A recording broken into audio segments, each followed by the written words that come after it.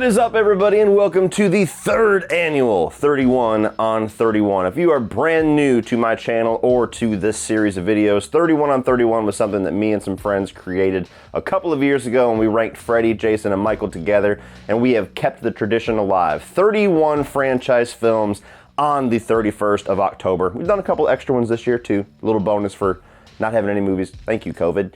31 on 31, 2020, also known as Creature Features, also known as Year of the Lomax. Yes, that is right. We are doing monster movies this year. We've got Critters, we've got Gremlins, we've got Jaws, It, Alien, Predator, The Thing, Jeepers Creepers, all coming at you in this video, all thrown into the same pot, shaken up, stirred, and poured out for your enjoyment on this bloody little ranking. So, as it goes without saying, even though we always have to say it every single year, these are our personal lists. These are our own opinions. These are everything mixed together with our experience with these films. You know, nostalgia or lack of nostalgia, how these films have affected us, how important they have been to us growing up, what our theater experience was like. There's a lot of different things that can affect our own individual opinions on a film. So just because maybe a movie that you love is not near the top, or a movie that you hate is near the top, please do not take that personally. This is just our list. This is for fun. Put yours down below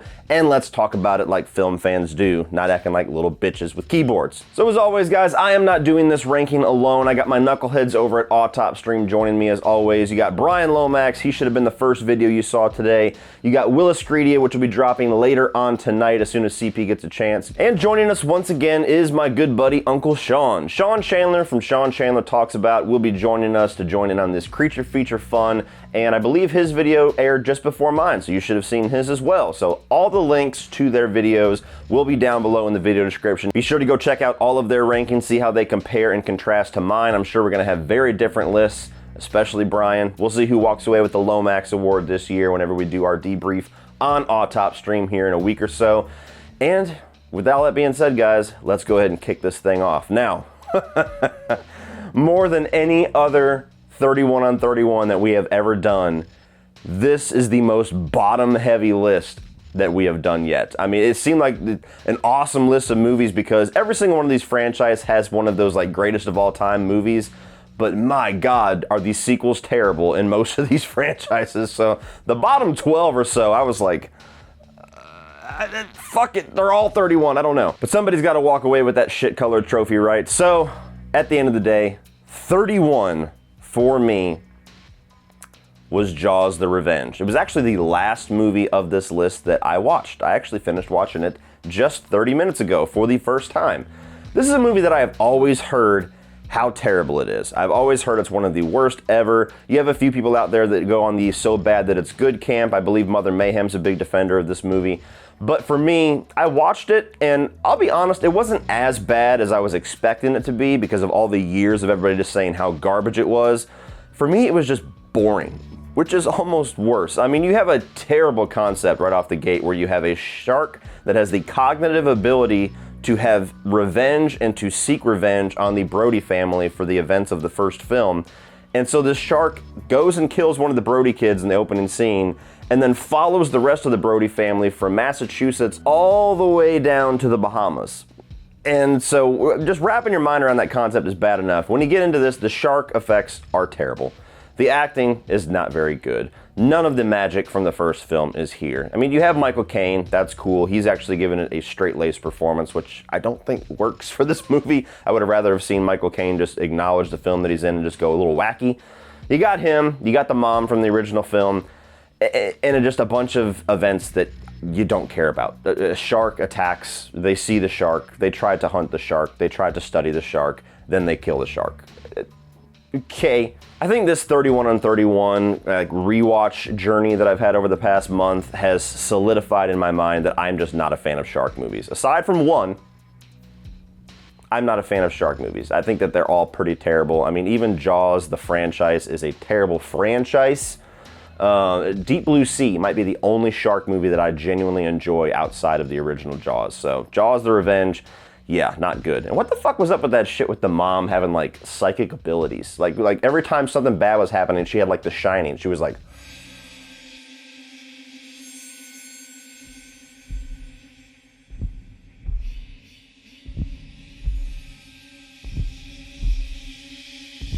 Number 30. You narrowly escaped my 31, Lomax, you slippery son of a bitch. Critters 3. Now, I'll be honest, the next couple of movies, I mean, they could all take 30 as far as I'm concerned. I mean, there's very little separating my next couple movies as far as which ones I actually enjoy more. This was a rough franchise to get through. I've never seen any of the Critters films before the past couple of months, not even the first one. I did not grow up with Critters. I remember seeing scenes of Critters 3 back in the day on like Skinamax or some shit like that, but only enough to think, hey, that's the young kid from Growing Pains. That's cool. As long as we got each other, we got the world spinning right in our hands, baby, you and me, we gotta be. But Critters 3, massive scale down, massive budget decrease. You watch the film and it's literally just an excuse to get critters back on the screen. You have an apartment complex, not a very interesting place to have a horror film. You have very wooden characters, both adults and kids. You got a young Leonardo DiCaprio, his first on-screen appearance. I think that's the only legacy that this movie has, and they know it because they put it on the cover of every single physical release. And the movie it exists. Honestly, I barely even remember the plot of the film aside from people pull up in an RV, there's Leo DiCaprio, there's Charlie out of fucking nowhere, oh, and critters are now here again. Now, hijinks ensue in this apartment complex. And the whole movie was just like, okay, we're only got like 2 critters now, so we don't even get the cool fun that we got in Critters 2 with the big ball and, you know, having the masses come together. It's just a couple of critters.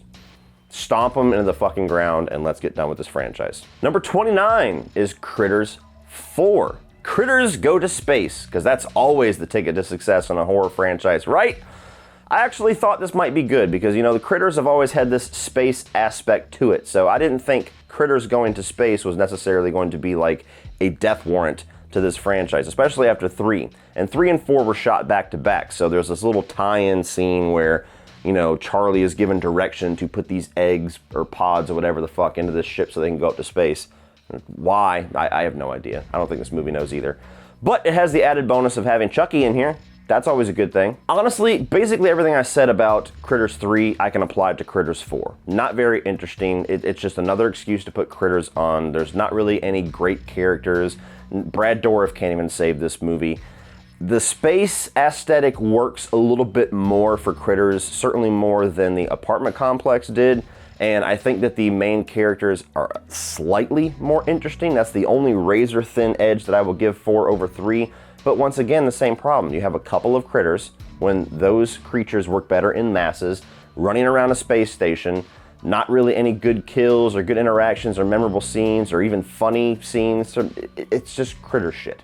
It's just critter shit, once again, up in the stars. Number 28, that's right. That's right. You guessed it. You guessed it.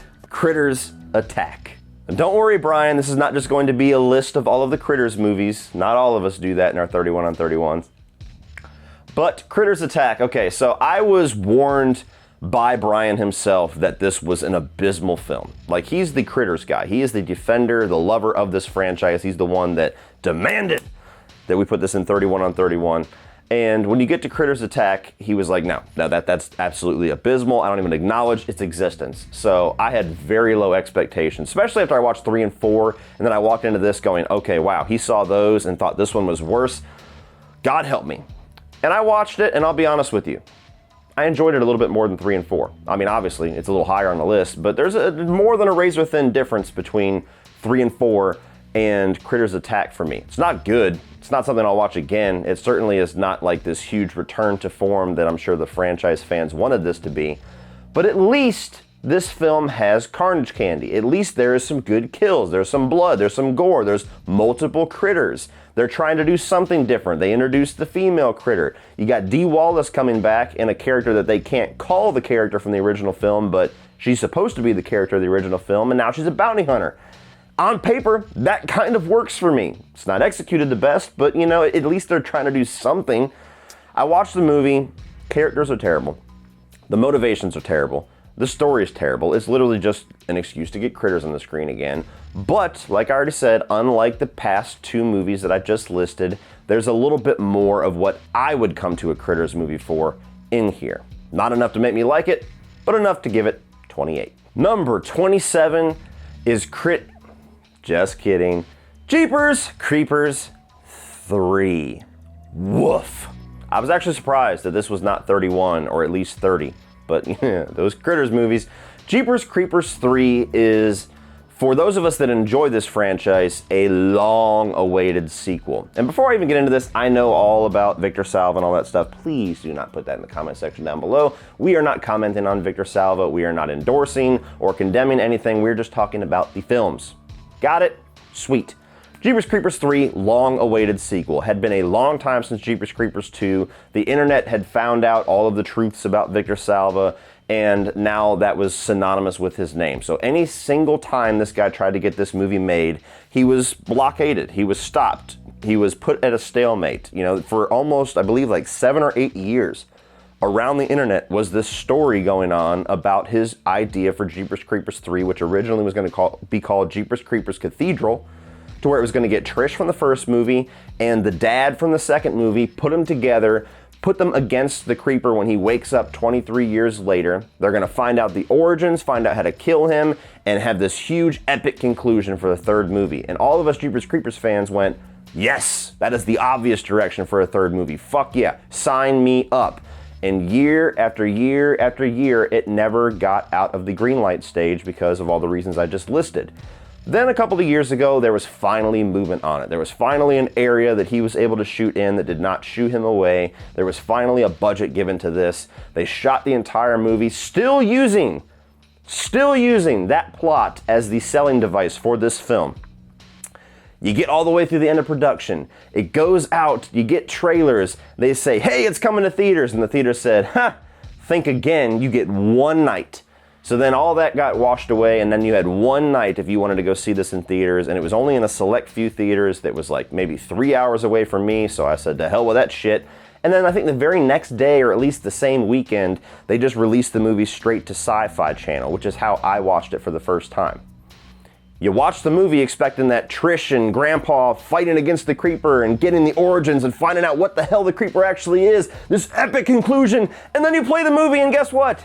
Gotcha, bitch! Yeah, you don't get none of that shit. It's just a stepping stone. It's literally, he took the plot of his Jeepers Creepers 3 and he took the plot of Jeepers Creepers 2 and he just pushed that shit aside and stuck a little nugget in there and said, we're gonna make a whole movie on that shit. This movie tells nothing. It accomplishes nothing. It moves the plot forward absolutely zero. It's literally trying to just set up a couple of details for an eventual fourth film, which was the third film that we are promised for fucking years. The effects are terrible. The characters are terrible. The acting is terrible. Jonathan Breck is still good as the Creeper for the little bit that he's able to do in this. You get a little bit more contraptions with the truck, which is cool, because we didn't get a whole lot of the truck, or maybe not any of the truck in Jeepers Creepers 2, and that was one of the coolest elements of the first film.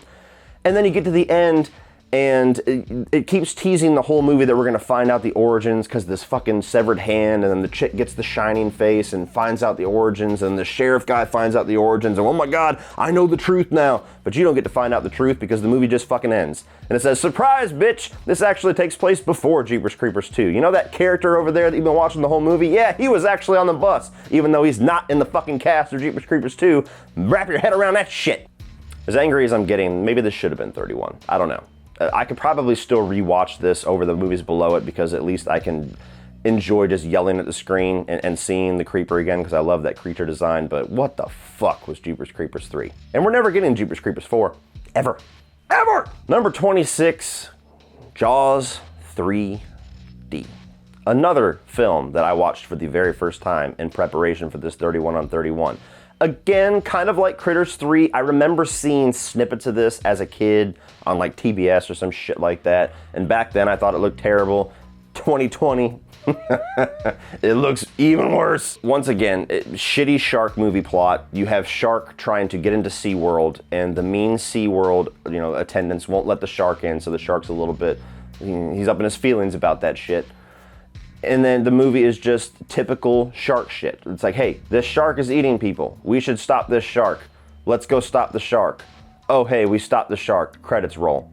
Only it's in really, really vintage, bad, terrible, hilarious 80s 3D. This movie has the slight advantage over Jaws: The Revenge, and that it has a cool cast that's fun to watch. You got Louis Gossett Jr., you got good old Dennis Quaid, you got Leia Thompson from the Back to the Future movies, so they kept it palatable throughout, but number 25. I will never forgive myself for putting this movie this high on a list, and any list, but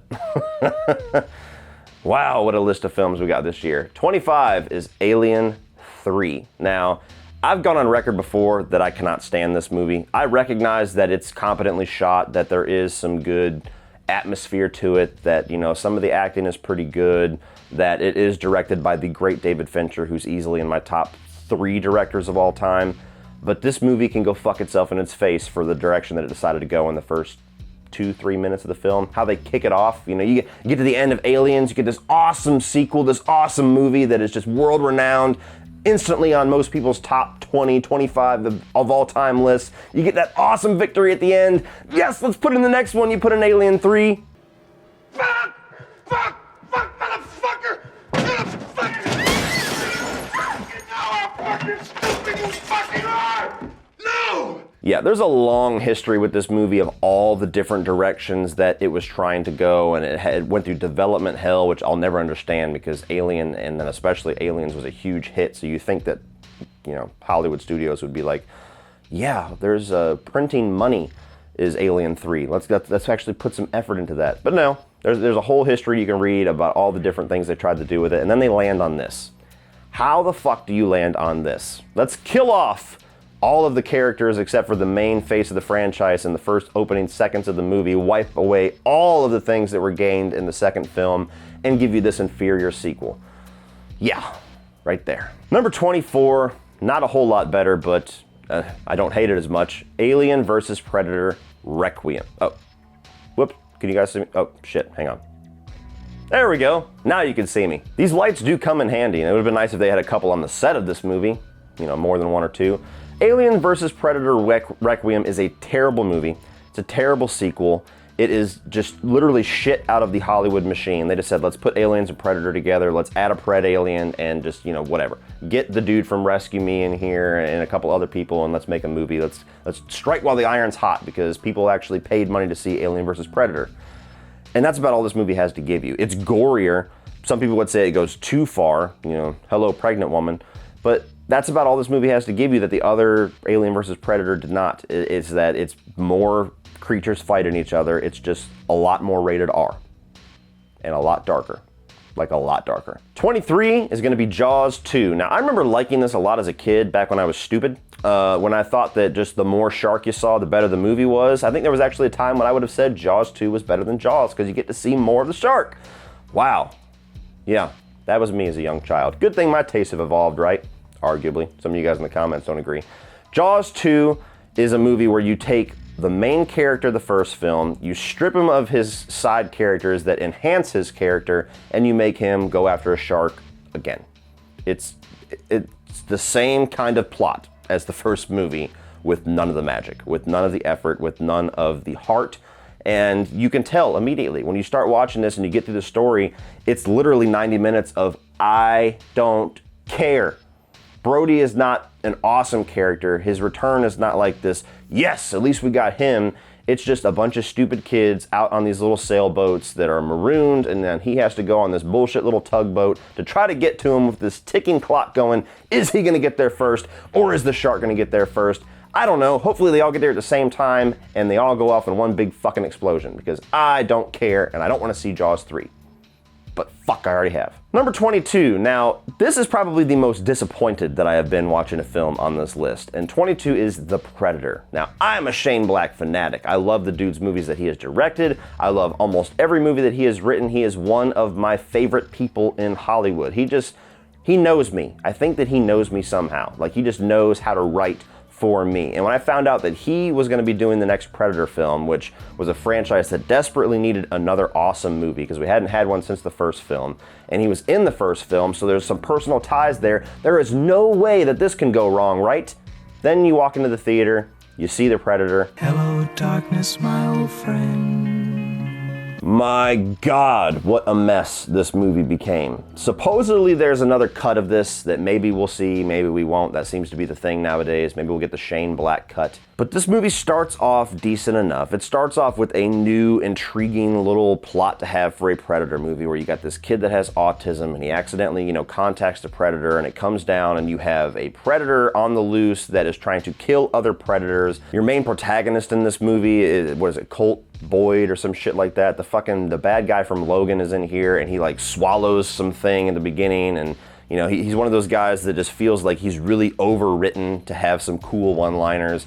He gets in with this little band of misfits, and it's just, the movie never quite takes off. The movie never quite gets its footing, even from the beginning. There's some cool Predator action, there's some cool modern effects, but then the last half of this movie, the last third, it just nosedives. It was not really on good ground as it was, but then it nosedives even further. You have this giant Predator that comes in that is all CG and looks horrible. You have CG blood. You literally have scenes where characters are killed off and it's cut so quickly that you have no fucking idea who the hell's head just exploded until 5 minutes go by and you haven't seen that character in a while. There was a time when I said that this was not the worst Predator movie, but time has not been kind to it and I've grown more frustrated with it, and now it is my least favorite Predator film. I mean, I think that it's unbelievable that Shane Black gave us this. And I don't know who to blame, if it's Shane Black, the studio. You never quite know the truths with that, but whoever the fuck is responsible, shame on you, because this was a piece of shit. 21, talk about disappointments. It Chapter 2. Now, I had so much faith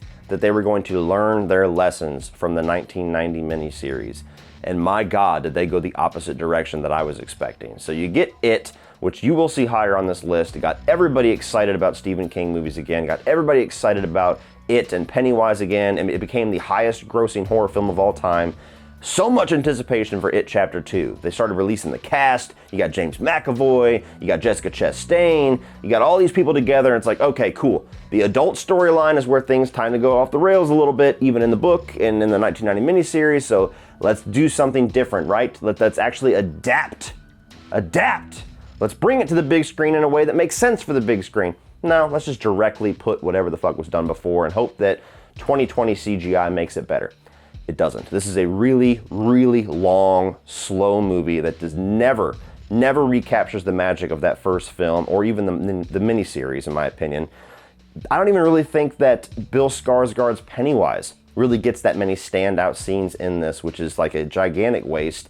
The movie just spends so much time going over the same events over and over and over again. It's literally like wash, rinse, repeat for the first act, reintroducing you to all these characters in their adult form. When they get this phone call from Mike, he's like, "It's me, it's Mike, you gotta come back to Derry." And they're like, fuck! Then you get to the second act, they're all back in Derry and they gotta go all their own separate ways and like remember their childhood. So they go to, location X. They start to remember something from their childhood where Pennywise chased them. Then they snap out of the dream world and Pennywise chases their adult form. They scamper away. Then you go to the next character, and it does that like 7 times in a row. So the whole first 2 hours of the movie is just like the same shit over and over and over and over again. And you're like, fucking Christ, can we get to the end? And then you get to the third act and it's like, okay, all right, so here's where you really shit the bed in 1990. Are we gonna do the spider again? Because you know you shouldn't. Oh, I missed you! Hello, darkness, my old friend. I was actually looking forward to rewatching this movie. I was not a fan when I walked out of the theaters. I actually released a 45-minute review, which is like double the length plus of what I typically do for a spoiler-free review when I walk out, because I had so much that I wanted to get off my chest. I was like, all right, look, it's been a while. I have not seen it. Let me rewatch it. Walk in with tempered expectations. Maybe I will enjoy it more, and I enjoyed it less. Fuck this movie. Number 20, Gremlins 2, The New Batch. Now this, of all of the movies on this list, I was the most excited to rewatch because I have not seen this movie since I was a kid. I have watched Gremlins numerous times throughout my life, but as a kid, Gremlins 2 was always a little bit weird for me. I never really got into it. I always thought it was strange and would always just want to watch the first film. And it's been so long since I watched it that I completely forgot why. I just knew that as a kid I didn't like it. But in the horror community, Gremlins 2, much like Pet Sematary 2, tends to be one of those sequels that I remember not liking, but everybody seems to love it in the horror community. So I was like, cool, maybe as an adult, I'll watch it, I'll get it, and I'll love it, and it'll be this new thing that I'll watch every single year like the first Gremlins. Nope. Gremlins 2, The New Batch, is literally a 90-minute live-action Looney Tunes cartoon. And I thought it was weird when I put in the Blu-ray and Bugs Bunny and Daffy Duck are introducing this fucking thing. I was like, that's weird they left that in the movie. That should be like a special feature thing. Oh no, that's the perfect introduction for the film that you're about to see, because this has almost no resemblance to the first film. It's the same director, and I think the same writer as well, but it's a totally different direction. It's almost the different tonal shift between Texas Chainsaw 1 and Texas Chainsaw 2 with these Gremlins films. And I am not a fan of that tonal shift here. I think the first one had a perfect balance. This one is all goofy, all strange. It goes way over the top with like the fucking scientist shit that they're able to like drink a potion and become a bat and drink a potion, and all of a sudden one of the fucking Gremlins is on a talk show talking about life and, you know, philosophizing and waxing poetically about the universe like a fucking pretentious douchebag. Then you get a whole female Gremlin that's thrown in there for whatever the hell. It's a movie that's so zany. You got Hulk Hogan. You have Hulk Hogan. I forgot about that. You got Hulk Hogan having a fucking cameo in this movie, telling the Gremlins to turn the movie back on. We're watching Gremlins 2, bitch. Quit fucking around with the projector. That's the movie you're in for. I don't really have anything else to say except that's all, fuckers. Number 19 is Predator 2. Now, I'll be honest, this movie, I liked it as a kid. It's not a movie that I dislike. I can put it on and watch it okay. There's not like some gigantic gripe that I have with it. It just doesn't age very well. This is one of those movies that is just 90s as fuck. And 90s does not have nearly the nostalgia power that the 80s does. You have this generic cop scenario that has Predator tied into it. Really, the only thing that's awesome about this movie is seeing the Predator in the concrete jungle, seeing him walk around and do his Predator thing in a city landscape and taking out, you know, gang members and shit like that. Danny Glover, he's a good actor. He's a classic from the 80s and the 90s and the Lethal Weapon movies. So you put him against a Predator and it's like, yeah, you kick his ass, Murtaugh. He's cool. You got Gary Busey in here. Back in the 80s and 90s, he always added something fun to a movie. So it is a movie that is watchable. I just don't think it ages well. The effects don't age well. The story certainly doesn't. And it compared to all the good movies that I'll eventually get to on this list sometime between now and my death, Predator 2 just doesn't measure up to those. So watchable enough, but sitting right here at 19. Number 18, wow, another big disappointment. The Thing. The prequel, not the good one. The one that came out years later and forgot every reason why we love the original John Carpenter's movie. Now, to be fair, this movie has a lot going for it. It's got great acting. It's got really good characters. The attention to detail with how they lined up this prequel story to tie directly into the events of John Carpenter's Halloween was masterful. It is awesome how tight that whole connective tissue is in this film. I think that even some of the new elements that they brought in about piercings and fillings and these, you know, foreign bodies that cannot be replicated by the Thing, and that's like a new way that you can figure out who's the Thing and who's human. Thought that was really smart and thought that was cool and a really nice new angle that didn't feel like jumping the shark. But all of that gets washed away by the absolute trash-ass garbage CGI that they decided to use in this movie. And I still cannot get over it. I've watched it 3 times since theaters, wanting to just get past it one time. Be like, okay, I accept it. I accept you for the piece of shit that you are. Just let me enjoy everything else. And I can never get there. When you have a movie like The Thing, the original, the John Carpenter one, that its entire legacy, aside from just being a great film, is showcasing how amazing old school practical effects and practical gore can be. That is literally the lesson that everybody points to. When you see shitty CGI or really bad effects, you go, yeah, do it like The Thing. The Thing is the gold standard. When you have that movie and you're trying to add to that legacy and you wash over all of that with a fucking digital PS2 graphic, I'm sorry, I cannot forgive that. Number 17, Jeepers Creepers 2. Now, I have fond memories of seeing this movie in the drive-in. I actually saw it in a double bill with Freddy vs. Jason, and this is the perfect kind of movie for a drive-in, so there's always going to be a bit of nostalgia for me watching this that's going to make me enjoy it probably more than it deserves me enjoying it. It's a decent enough follow-up to Jeepers Creepers. It wants to go bigger, it wants to go badder, it wants to show more of the creeper doing things, flying in the air, put him against more people. I like the isolation, even though they're in a big open environment, of this school bus, because the creeper can pick them off at any point if they walk outside, so they're like stuck inside of this iron little house that he just is trying every which way to get into. I like that whole little bottle story that they have here. Unfortunately, they bottle you in with a bunch of really annoying, unlikable, shitty written and badly acted characters. Almost every single one of them. I cannot think of one redeeming one. You have like the annoying pussy who is just whining all the goddamn time. You have the cheerleader chick that for whatever reason becomes clairvoyant and just starts to have these Justin Long fantasies out of nowhere and they never explain it. You get the jock who's just overly douchebaggy and he's just like, I'm masculine, you should just bow down to me because I fucking throw a piece of rubber across the field. And they got this character Izzy that they like try miserably to put this little mystery in there about, you're like, oh, this guy's got a lot of stories about him, you know, we think he might be gay, or, you know, we call him Izzy or isn't he? And then you find out the true origins of Izzy and he's like, oh yeah, I just got, you know, fucked up because I tried to steal a guy's car. Okay, so we got a black eye and suddenly he's gay. Whatever, Victor Salva. But the movie is fun if you can overlook the bad characters. Now I know how people look at Friday the 13th, the remake. I understand now. Now I make the connection, guys. Number 16, to be honest with you, the next two movies kind of flip-flop for me. I think one has strengths, the other has different strengths, and they both really don't add up to be a movie that I particularly enjoy or want to rewatch for very similar reasons, so I really, whatever. 16, Prometheus. Now this is a movie that for a long time people were really anticipating. Ridley Scott's return to the Alien franchise. You know, the king is back.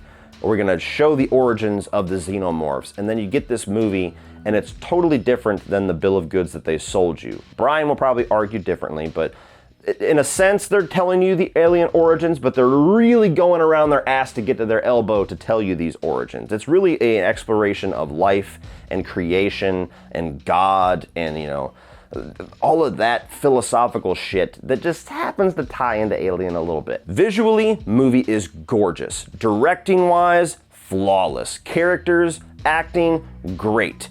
But what I come to this movie for is not really what I receive. I think that David's a really cool, interesting character, and even though it's still up in the air whether or not we're actually gonna get a close to this trilogy, I like the fact that he kind of becomes the focus because it's a really kind of demented way to have a villain, and they're still tying into that evil android theme from the first Alien, but it just never really gets there for me. It always is like confusing to me trying to line up the dots of how this leads into Ridley Scott's original Alien, and I just can never quite get there. And then obviously number 15 is Alien Covenant. Now this movie has the added bonus of actually having xenomorph style shit in here, but the xenomorph stuff kind of feels like an afterthought, so it's not even really a big victory.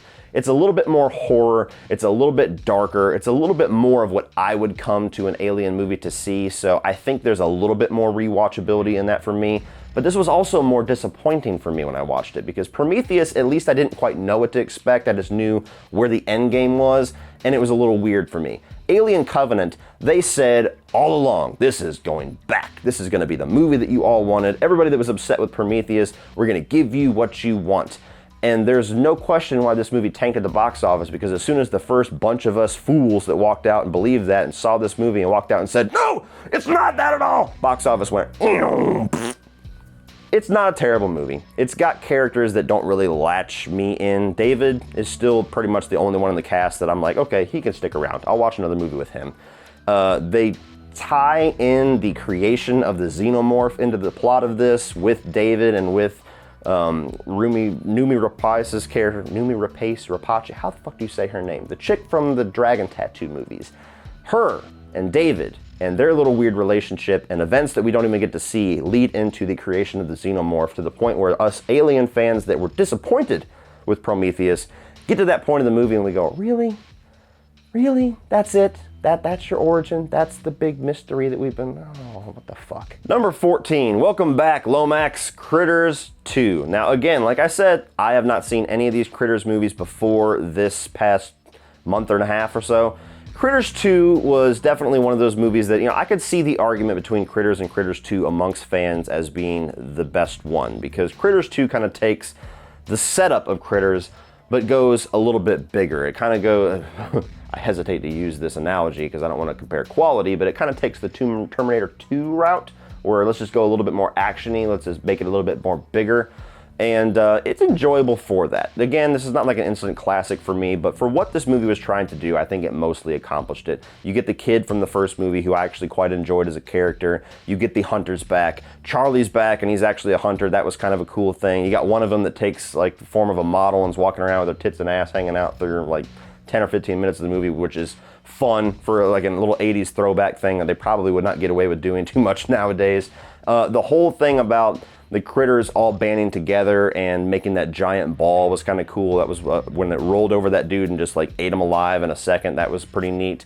I had fun with it.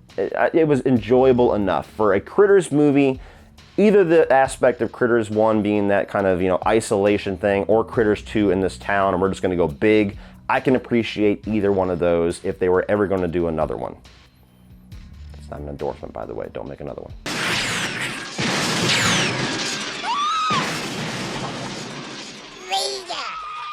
Number 13, Alien Resurrection. I know all of you guys despise this movie. Well, I'm here to say that it's actually quite entertaining. Not good, but entertaining. Much like Critters 2. Not good, but entertaining. Alien Resurrection, to me, it's a movie that I grew up with, so there is a bit of nostalgia to it. Ridley is not quite the same Ridley that we know and love, but then again, they give a very logical reason for that because she's quite literally not the Ripley that we know and love.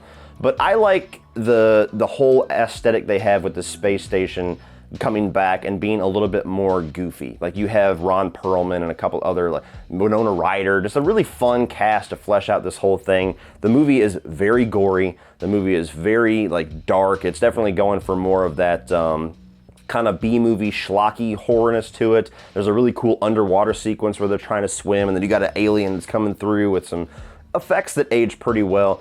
I enjoy it. I have a good time with this one. It's not to the level of the first two Alien movies, not at all. But for all of the shitty Alien sequels that we have gotten, and even if you want to tie in the shitty Predator sequels, I can watch Alien Resurrection, forgive some of its flaws, forgive some of its bad writing and some of its bad execution for what should be a very prestigious franchise, and I can have fun with this one. Up until the point that we get that alien human skeleton thing.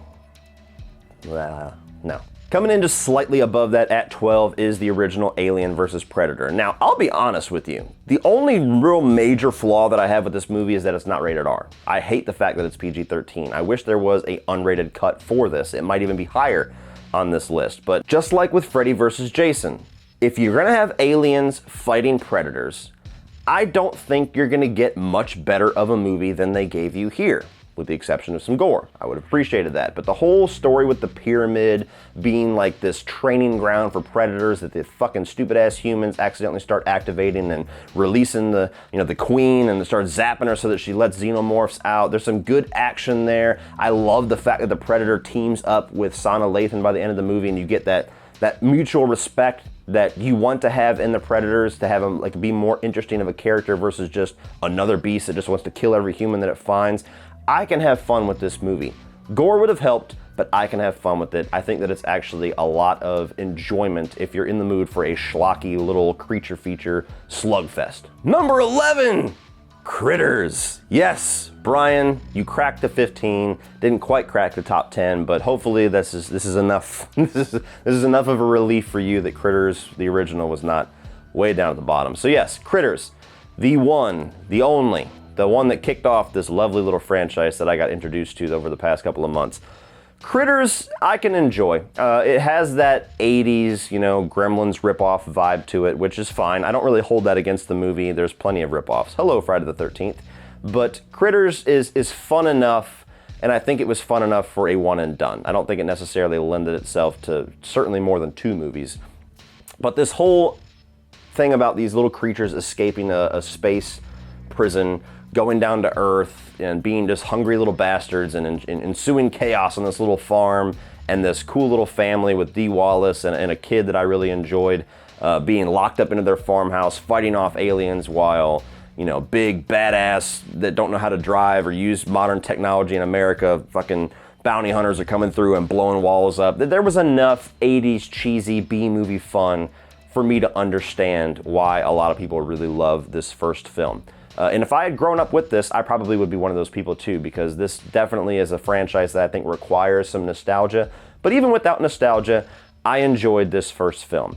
If I had to say anything really negative about it, how can I put this? I just don't know that it has anything to say. Number 10 is Predators. Now, this is a movie that climbed quite a bit on this list upon rewatch. This is a movie that I've always had a lot of frustrations with, but each time that I rewatch it, my frustrations become the quieter side of my head, and the things that I really enjoy about this movie get much louder. A really cool concept where you get a bunch of different people, you know, a soldier, a serial killer, a bunch of different wild-ass characters that are just dropped onto this planet out of nowhere and are now in this hunting ground for predators. And you got a lot of different predators with different armors. You got predator dogs. You got Lawrence Fishburne hanging out there in the woods, you know, doing his whole Tim Robbins War of the Worlds thing.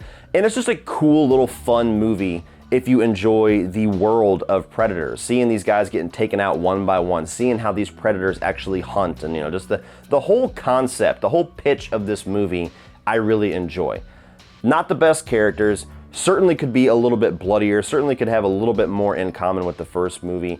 And the biggest thing that I always hold against this is that Adrien Brody, I think, might be the worst miscast ever as far as this movie goes. I cannot think of a single other person, character, actor matchup in any movie that I have seen that I dislike more than Adrien Brody in this movie. I like Adrien Brody as an actor. I think he could have been fine in this movie, but they try so hard to make him the Arnold Schwarzenegger character, and I'm sorry.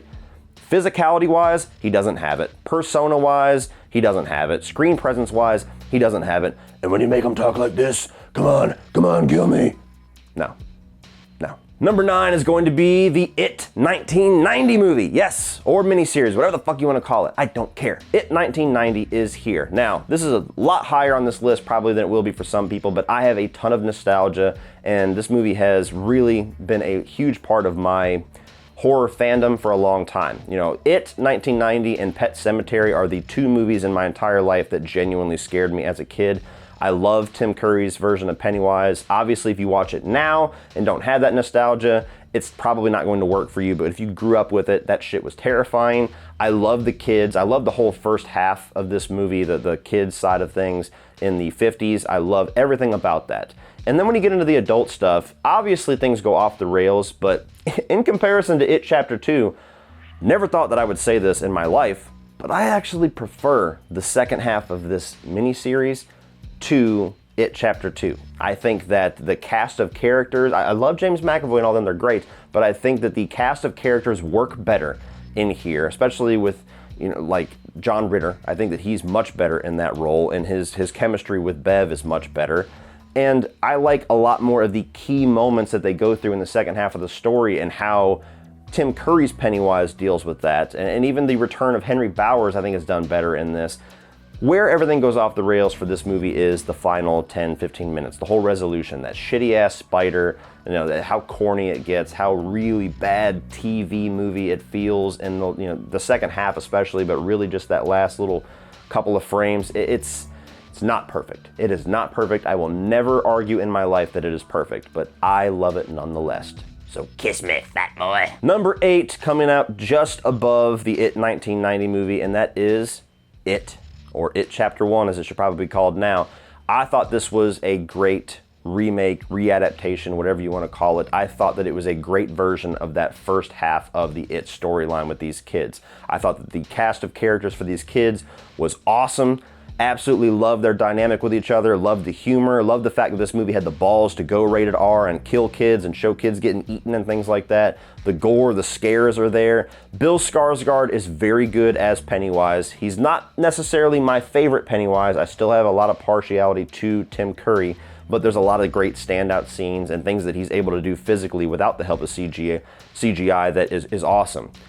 Unfortunately, the CGI is the biggest thing that holds me back on this movie because I just don't feel like it needed it. When they announced that Andy Muschietti was going to be the director, the first fear that I had because of Mama was that he was going to go way too hard on using not quite up to par CGI. And there's quite a few sequences in this movie, like the famous opening sequence with him and Georgie and Don't You with a balloon? That whole sequence is ruined by the CGI teeth. When I saw it in the theaters, I literally slumped in my chair. Like, this whole sequence was awesome. I'm like, oh my God, this is gonna be it. This is gonna be the shit. And then that whole thing comes, and I was like, oh, fuck. Still really enjoyed the movie, though. I can get past the CGI in this one. I'm much less forgiving of it in Chapter 2, but a very good adaptation of the child storyline. And I love the fact that they updated it and brought it into the 80s, too. Love it. Now we're getting into the heavy hitters. Number 7 is Gremlins. This is a holiday classic for me, and it is one of those movies that I could watch on Halloween or I could watch on Christmas, and it would feel right in both holidays. It has that great mix. This is a really good original Joe Dante movie where you have a perfect mix of horror and comedy and holiday cheer, and I love the creature design and the rules with the gremlins. You know, don't feed it after midnight, don't get that bitch wet, don't get him in the sun. Gizmo might be one of the cutest little creature designs in the world, and then you have the flip side of that with Stripe and all of his buddies that are some of the most revolting creature designs, but they're cool. Just the way that they kind of cackle and laugh because they know that they're throwing dishes at you and shit, and they're like, There's just enough goofy in it. There's just enough weirdness, like when they're out caroling and, she opens the door and it's a bunch of fucking gremlins. And there's scenes in it that are goofy. They're watching movies, like think the Snowed Wife and the Seven Dwarfs, and they're sitting there and, hi-ho! Hi-ho! Comes to a great climax with, Stripe jumping into the pool, and now he's got a whole army of gremlins, and then even when it gets back into that scene and he's getting ready to put his finger in and Gizmo comes to save the day, this is a classic for me. I loved it as a kid, still love it as an adult. I have very little negative to say about it. I think it actually ages pretty beautifully. Yeah, this is a must-watch, a must-own, and a must be at the top of this fucking list. Number 6 is Jeepers Creepers, the original. I have always loved the hell out of this movie. It hit me just at the right time. I was like 10 years old when this thing came out. I had no idea what the hell it was. I only knew the title and that it was some new horror movie, and I actually rented it to watch on Halloween. This was during that whole anthrax scare after 9/11, and everybody was scared to go out. It was very similar to this year, actually, and my parents actually chose to not let us trick-or-treat, so we stayed in and rented a couple of movies. My dad was dating this woman at the time who was a redheaded fucking demon, but that's a story for another day, and her daughter picked Dr. Dolittle 2 to watch on fucking Halloween.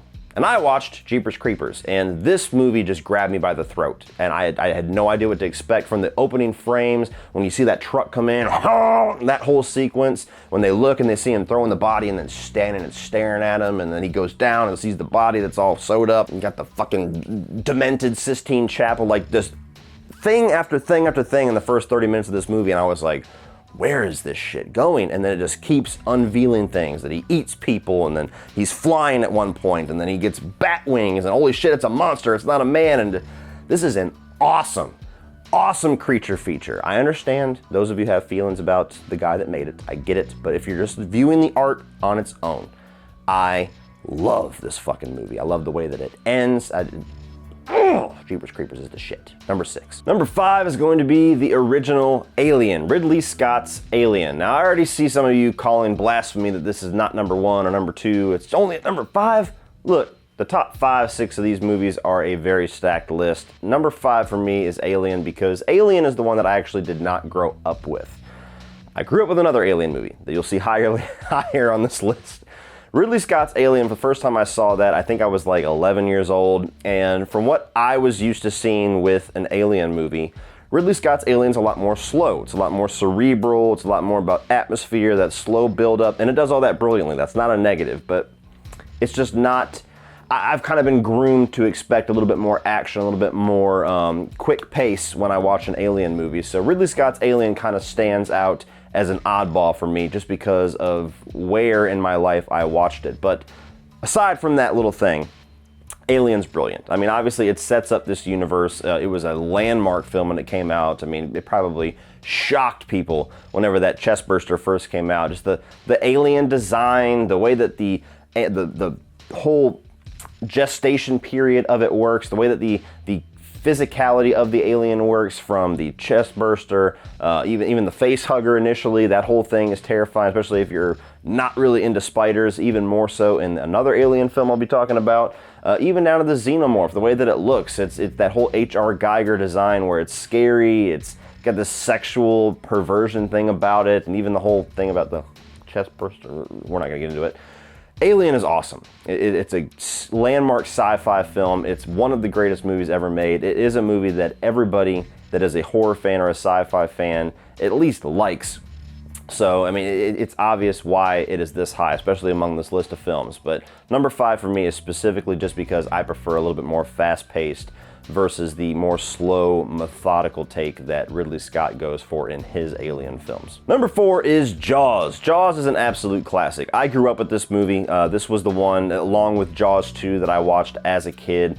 Always loved the opening of the film, that whole dark, naked swim, and all of a sudden the chick gets pulled under. I mean, for a PG film and for a film that's directed by Steven Spielberg, I mean, this is still considered one of the scariest movies ever made just because it's so real. This is the movie that made everybody afraid to go to the beach, made everybody afraid to swim. But it's just got a great story. I mean, it's a shark movie where the shark is not the central figure. It's a shark movie that's not just about finding and killing the shark and that's all you get. You get great character development. You get this, political backlash between Brody and the mayor to where he won't believe him and he's putting people at risk. And, we saw some mirrors of that around here with Savannah opening up their beaches and he was getting compared to the mayor at Amity. And it's just an awesome group of characters with Brody, with Hooper, and with Quint especially. I mean, that whole scene, it's nighttime, they're all out in the ocean, they're hanging out, they're laughing, they're singing, they're putting back beers, and all of a sudden Quint fucks it all up by telling this really grim story of the USS Indianapolis. Thing about a shark, it's got the blackest eyes, it's lifeless eyes, like a doll's eyes.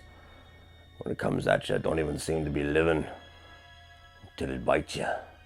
And those black eyes roll over the white. You just watch that whole scene, just that long monologue of that story, and aside from all of the shark killings and the blood and all of the fucking teeth chomping into kids, you watch that scene and you're like, this is terrifying. And it's got a great 3-act structure too. I mean, you get the whole first act where the shark is showing up on the beach and interrupting everybody's daily lives and taking down kids, and there's, all of the political and the whole, just the battle of wills between Brody and the mayor in the second act as they're trying to figure out how to kill this shark, and you got red herrings, hey, we killed this little fish, and they're like, bitch, that shark's way bigger than that. And then you get to the third act, and it's all about these 3 characters out on the ocean trying to take down Jaws, all the way to an awesome climax. I mean, it's a movie that never lets up. It's an absolute proven timeless classic for a reason. Jaws is the shit, and it's here at number 4. Number 3 is Aliens. Now, this is the movie that I grew up and rewatched constantly. I think it was probably 7 or 8 times that I saw Aliens before I actually saw Alien. Kids are weird that way. You love a movie, you have this huge library over here of shit you've never seen that's probably just as awesome, but no, I'll just watch this shit another dozen times. That was me, and that was Aliens. Aliens, I watched constantly. I loved the action. I loved Ripley. I loved Newt. I loved Hicks. Newton Hicks. The way that they expand the whole idea, and the aliens are much more plentiful now. It's not just one in an isolated environment. It's a whole planet that's covered with them. You have the introduction of the Queen and this awesome climax. Get away from her, you bitch! Lance Henriksen as this android that kind of has this cool little conflict with what you know from the first movie, which I didn't know for the first dozen times that I watched it, but now that you know it, it's, she's got this whole hang up because the android in the first movie fucked with her, so she doesn't like Lance Henriksen, but Lance Henriksen ends up being awesome. That whole thing is great. All of the Marines, I mean, you got Bill Paxton in one of his most memorable roles, but they're all these big, buff, fucking masculine bastards. Even the hot-ass chick from Terminator 2's in there trying to out-masculine all of them. And they're a bunch of pussies compared to Ripley. Ripley's just this regular chick, but she's the one that goes in and saves the day, takes down the Queen, and saves Newt. It's just a classic, awesome movie from start to finish. God damn, I love Aliens. By the way, Hollywood, if you're watching this, Brian, I'm sorry, but we don't need the 3rd chapter to Prometheus. Just go ahead and give that money to somebody to give us the proper sequel to Aliens. Go ahead and Halloween 2018 Aliens and act like everything else didn't exist and give us our proper Alien 3. Not whatever the fuck that was that we got in the 90s. Top 2, baby, and these are 2 movies that are extremely important to me that I watched constantly as a kid, that I still love as an adult, but this was an easy pick for which was number 1 and which was number 2. And number 2, the most epic handshake of all time. You son of a bitch. That's right, that one ugly motherfucker. Predator is number 2. God, I love Predator. This is the most manly, just testosterone-fueled action movie of all time, and I love it for every single drip of it. This is a movie that starts off as just your typical like fucking meathead Arnold Schwarzenegger action movie. They go into the jungle, you got the biggest, baddest, most glistening muscles in the world in this little group of mercenaries, and they start taking people out, and then out of nowhere there's this thing in the woods that starts killing them and skinning them one by one, and you're like, where the hell is this movie going? It's got the introduction of one of the greatest creature designs in The Predator, one of my favorite creatures, one of my favorite villains of any movie of all time. It's got this great thing about it to where it's an Arnold Schwarzenegger vehicle, but it doesn't feel like a movie where Arnold Schwarzenegger is the star and the focus. He feels like he is just another character in the movie that is serving the story and serving the character of the Predator. You get this awesome third act confrontation between Dutch and the Predator, where Dutch has to go primal and strip himself of all of his weapons and make spears and traps and cover himself in mud, and you got the torch and I love everything about this movie. I mean, it's basically a flawless film to me, and it and Aliens, very, very hard to decide between them, but Predator, I feel like, just has more rewatchability for me, and that's like a razor thin difference, because Aliens is rewatchable as hell, but Predator, I just think, for whatever reason, because I have such a huge spot in my heart for Arnold Schwarzenegger and always will, that if you had to make me decide, if I was going to a desert island and you made me decide between one of them, I'm probably going to take Predator. And of course, that leaves number one, which some of you might have figured out, and that is John Carpenter's The Thing. I've said numerous times that this movie and The Lost Boys are in constant battle with each other for my favorite horror film of all time.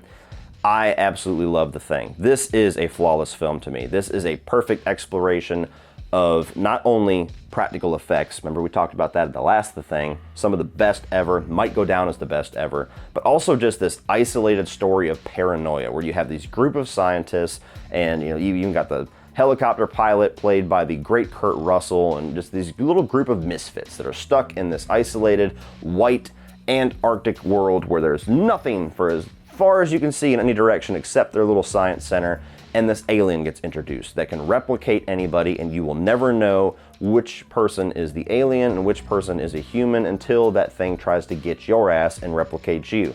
And it's just a great movie to where you never know. You as an audience member never know who is human and who is the thing, and they even follow that through to the end to where there's this constant debate about who was the thing at the end. Did both of them survive as humans? Did both of them become the thing? Is one of them, after the credits roll and the movie cuts to black, start to fight off? You never know. You can use your imagination to take the end of the thing wherever you want, and I love it for that. It's a great film. I cannot talk enough positive about this. I'm going to review it here soon, so I don't want to say too much because I have a lot of thoughts about The Thing, but it's perfection. It's perfection. Even jump scares. When you have like scenes like the blood test scene, where it's just this flawless introduction of tension to where you feel at ease because so many of these tests are failing, and then as soon as you get the one that it shoots out at the screen for you, you jump out of your fucking skin, and then it's this awesome whole thing, this whole turnout where these three guys are stuck to a couch, one of them's morphing, and they're like, what the fuck, let me out of here!